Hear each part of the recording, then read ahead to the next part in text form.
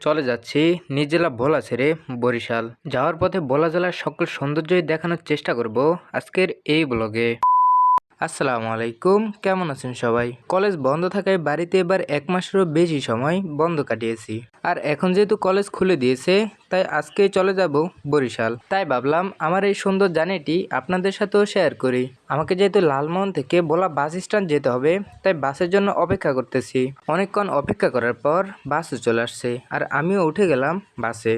আর এটাই হলো লালমোহন চৌরাস্তা। আমি এদিকে বাসে বসে শসা খাইতেছি আর বাইরের সৌন্দর্যটি উপভোগ করতেছি। অনেকের কাছে বাস জার্নিটি ভালো লাগে আর অনেকের কাছে খারাপ লাগে, তবে আমার কাছে বাস জার্নি থেকে লঞ্চ জার্নিটা একটু বেশি ভালো লাগে। আর আপনারা কিন্তু যাত্রাপথে ভোলার নিজাম হাসিনা জামে মসজিদটিও দেখতে পাবেন এই রাস্তায়। ইনশাল্লাহ কোন একদিন এই মসজিদের ভিডিও নিয়ে আসবো আপনাদের কাছে। প্রায় 1.5 ঘন্টা অপেক্ষা করার পর চলে আসছি ভোলার বাস স্ট্যান্ডে। আর এখন বাস থেকে নেমে সিএনজিতে উঠবো।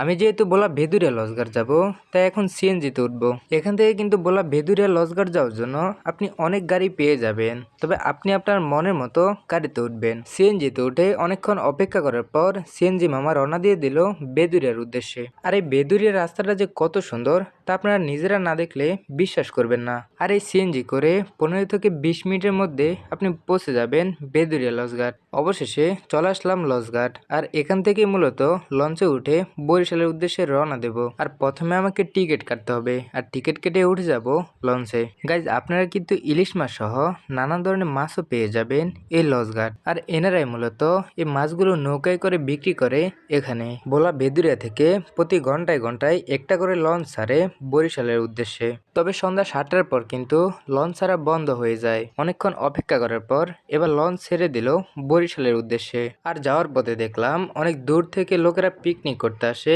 আমাদের এই ভোলাতে। আমাদের ভোলা জেলায় কিন্তু নদী নালা খাল বিল সহ নানান সৌন্দর্যই দেখতে পারবেন। আর এই ভোলা জেলার সকল সৌন্দর্যই কিন্তু আপনার মনকে খুশি করে তুলবে। আমি যেহেতু বিকেলের দিকে লঞ্চে উঠছি, তাই আমার বরিশাল যেতে সন্ধ্যা হয়ে যাবে। তাই লঞ্চে বসেই নদীর সকল সৌন্দর্য উপভোগ করতেছিলাম।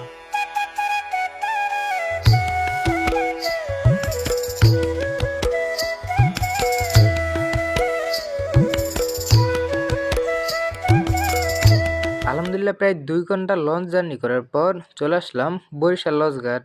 আর লঞ্চ থেকে নেমেই চলে যাব আমার প্রিয় ক্যাম্পাসে। আর আজকের ভিডিওটি কেমন হয়েছে তা অবশ্যই বলবেন, আর হ্যাঁ, শেয়ার করে দিবেন কিন্তু।